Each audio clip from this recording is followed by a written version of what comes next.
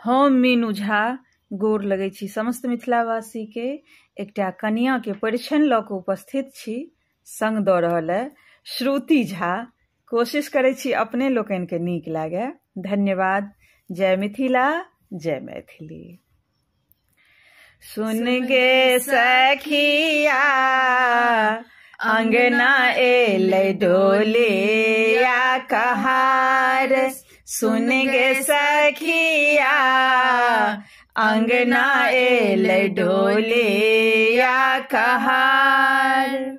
कहाँ गेली किया भेली सासु हे बरैतीन।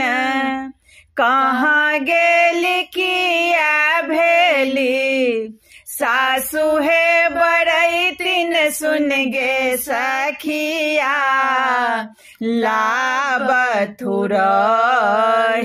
ओदाबी। सुन गे सखिया लाबथुरही ओदाबी। सुन गे सखिया अंगना एलै डोलिया कहार। कहाँ गेली किया भेली गोतनो बरैतीन। कहाँ गेली किया भेली गोतनो बरैतीन। सुन गे सखिया महफे में गुड़ खुआओ। सुन गे सखिया महफे में गुड़ खुआओ।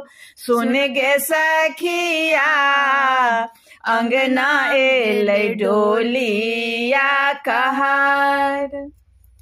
कहाँ गेली किया भेली ननदो बरैतीन।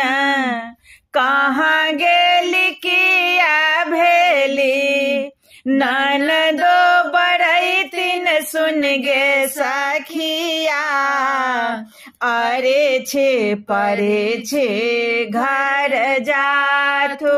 सुन गे सखिया अरे छे परे छे घर जाथ। सुन गे सखिया अंगना एलै डोलिया कहार।